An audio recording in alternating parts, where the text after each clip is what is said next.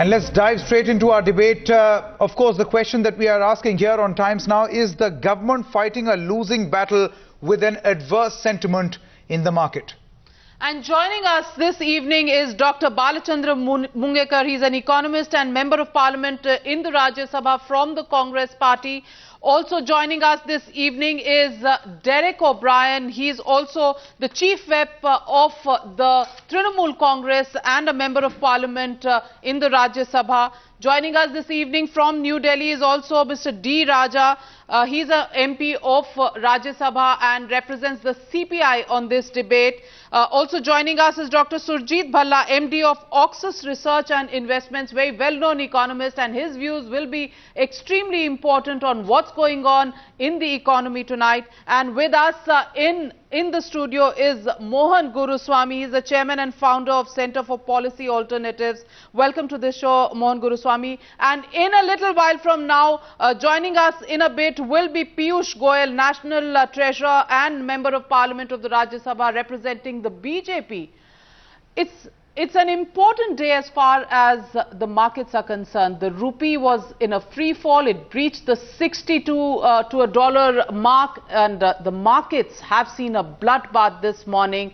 700 points down at one point, and that is something that clearly has spooked both North and South blocks. We saw a huddle earlier this morning. But Dr. Mungekar, my first question to you is, it's all about the sentiment at this stage. It just seems that the sentiment is something that the Congress party, the government, is unable to control. The rupee is in a free slide. The market's absolute bloodbath today.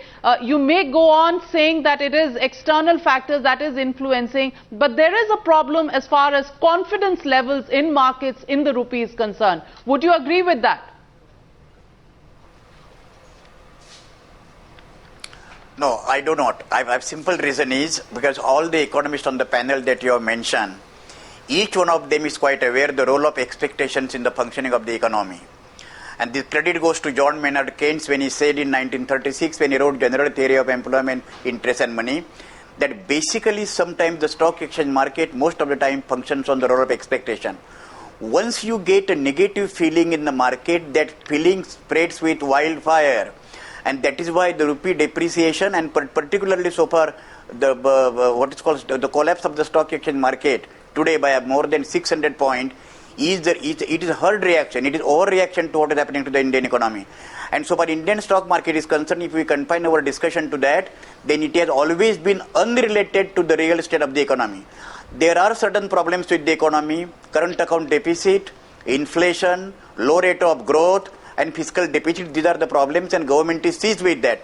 But today to say that the Indian economy is virtually dead, this is absolutely unacceptable to me. During last 2 years and particularly 1.5 years, every currency of every country in the world has depreciated to the extent of 10 to 12%. Every country in the world, including China, between 2011 and 12 has decelerated, including China. Rate of growth in 2011 was around 9.8%. The last year it was 7.8%. My point is, I am not running away. The question really is that if it is such a strong rupee and it's just the external factors, then why should the markets react the way they are? The RBI is almost in a state of panic. It's announced several measures on the 13th of August, on the 14th of August, and you know, it almost seems like you don't want investment from India to go abroad. There are all sorts of artificial curbs that are being put. It's almost as if the RBI is panicking, and when the RBI shows these signs of panic, surely you don't expect markets not to react to that level of panic? I will tell you, during last 1 year, according to me, most of the maximum foreign direct investment in FII particularly gone out of India was not more than 10 billions. Second important point is, when government has imposed control on foreign direct investment going out of India, okay, people have reacted and the stakeholders have reacted more than what is considered due. And the third point is, when you are having investment slackness in the domestic economy, this is a temporary measure. This is not the permanent measure that the government of India and the RBI will stick to. This is a temporary measure. The question is, the economy since 1991 Those who wanted that the Indian economy should be totally uncontrolled and integrated in the world economy, the same economists today are talking about that Government of India and Reserve Bank of India should intervene. This is the greatest hypocrisy on their part. Since beginning, I have been independent of what Congress have been saying. Since 91, I have been telling in my independent capacity that economy like India, developing economy with poverty, unemployment cannot be left totally to the free forces of market forces. My point is, whatever measures Reserve Bank of India and Government of India are taking, they will be taking some time to show results. But certainly, as Finance Minister Mr. Chidambaram said, I think we are overreacting to that. I'll come to the political reactions to what Dr. Mungekar is saying, but let me get in the economist perspective at this stage. Dr. Surjit Bhalla, do you agree with the kind of confidence that Dr. Mungekar is exuding at this moment, or do you think the RBI has completely showed panic and that's what is getting reflected in the free fall of the rupee as well as the market reaction today?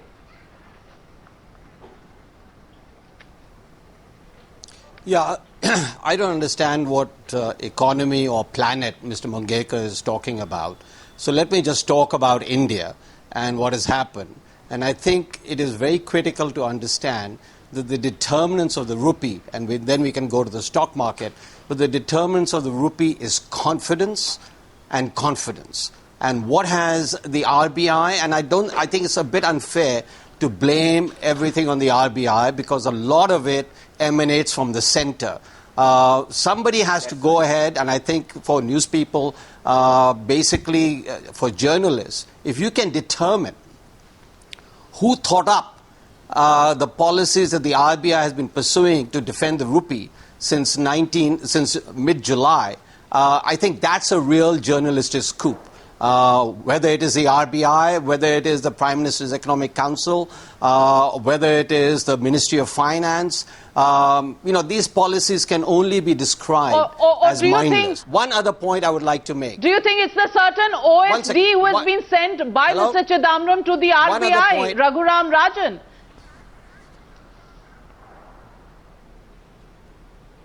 No. Now, Raghuram Rajan has just entered there. So let me just come to one other point, and that is that basically in the face of all of this, the problems that the Indian economy has been having with high inflation, with the rupee depreciating, with accelerating low growth, the government sees it fit to bring in the controversial food security bill, and the government sees it fit to bring in the creation of the statehood of Telangana. Now, this is just like putting a red rag in front of all the bulls and turning them into bears. I mean, why would you have confidence in any economy whose politicians are so brazenly arrogant that they don't give any thought to what their policies might do? So here it was an open invitation to domestic investors and foreign investors, please sell the rupee. Please sell the rupee, please sell the economy, because you know what? We would create Telangana and we need the food security bill when exactly at this point, which is highly inflationary, when exactly at this point, the government comes out with a set of statistics showing that only 22% of the people are poor.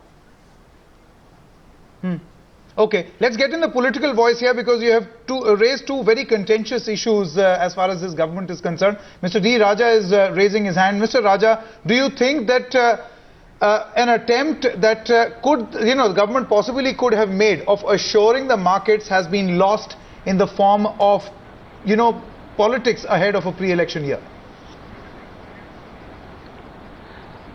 I would like to make some quick responses to one, Mr. Mungekar, then one to Mr. Bhalla. Mr. Mungekar was referring to general theory of employment of Keynes. In fact, Keynes justified the state intervention in the economy when it is in crisis.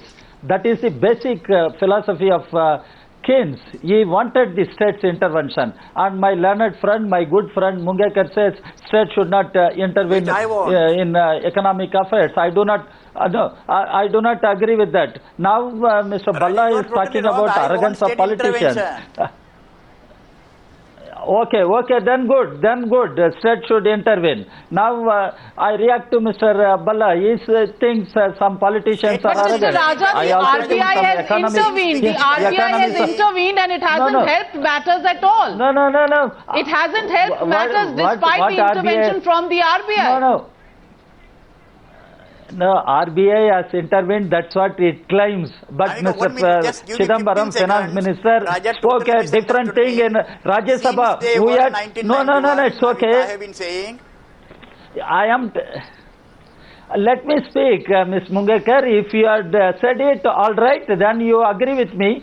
There should be intervention from the state in a crisis situation. And now, instead of state intervening, it is corporate houses, they are intervening, they are dictating to the government, they are deciding the policies of the government, they are changing the policies of the government. So it is absolutely independence to corporate houses to run the economy. This I do not agree. And the people talk about RBI has intervened. But Mr. Chidambaram, the finance minister, spoke a different thing in the parliament. When we questioned what is the root cause for the depreciation of Indian rupee, I myself asked, in 1947, 1 rupee was equal to $1. Now, what is the situation? Mr. Chidambaram was replying, that time what was the price of 10-gram gold? Now, what is the price of 10-gram gold? This analogy was opposed even by Piyush Goyal of Mr. BJP. Raja, What is this analogy? Mr. Raja, the point is... Let me finish. Mr. Piyush Goyal is joining us, Mr. Raja.